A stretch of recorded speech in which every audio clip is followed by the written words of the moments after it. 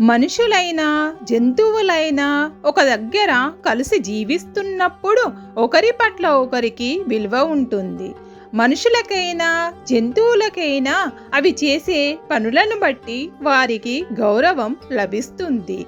అది ఎలాగో ఈ కథ ద్వారా తెలుసుకుందాం. ఎద్దు గర్వము. ఒక ఊరిలో ప్రతి సంవత్సరం దేవుడిని ఊరేగింపు తీసుకువెళ్ళే సాంప్రదాయం ఉండేది. ప్రతి సంవత్సరం ఊర్లో వారంతా పండగ చేసుకొని పూజలు చేసి ఊరేగింపు కోసం అన్ని వీధులు శుభ్రం చేసి ముగ్గులతో, తోరణాలతో, పువ్వులతో చాలా అందంగా అలంకరించేవారు. ఊరేగింపుకు ఒక ఎద్దు బండి కట్టేవారు. ఆ బండిని కడిగి పసుపు రాసి బొట్లు పెట్టి పూలు కట్టి దాన్ని కూడా అందంగా అలంకరించేవారు. మరి ఆ బండిని తోలే ఎద్దు సంగతి చెప్పాలా? ఊర్లో అన్నింటికన్నా ఆరోగ్యవంతంగా బలంగా ఉన్న ఎద్దును ఎంచుకునేవారు. ఆ ఎద్దు చర్మం నిగనిగలాడేలా దానికి స్నానం చేయించి బొట్లు పెట్టి గంటలు కట్టి పట్టు వస్త్రాలు వేసేవారు. ఆహా, చాలా చూడముచ్చటగా తయారు చేసేవారు. ప్రతి సంవత్సరంలా ఈ సంవత్సరం కూడా ఊరేగింపుకు ఊరు తయారయ్యింది. రాముడు అనే ఒక ఎద్దును ఎంచుకున్నారు.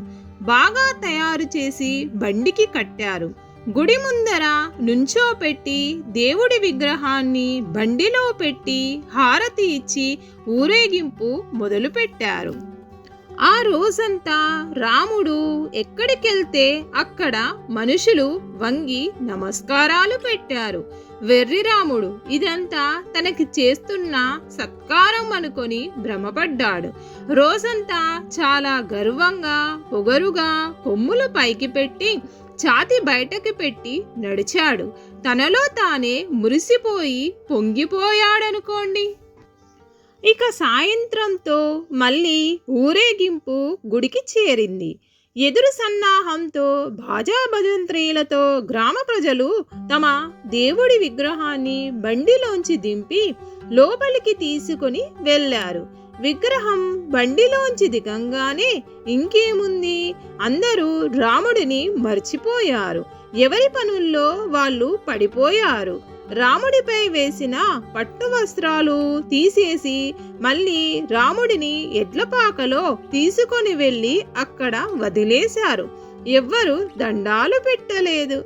అప్పుడు రామునికి అర్థమయ్యింది, మనుషులు గౌరవం ఇచ్చేది మనకి కాదని, మనం చేసే పనులకని. మీకు ఈ కథ నచ్చినట్లయితే లైక్ చేయండి, మీ ఫ్రెండ్స్కి షేర్ చేయండి. మరిన్ని కథల కోసం కథా సమయాన్ని సబ్స్క్రైబ్ చేయండి.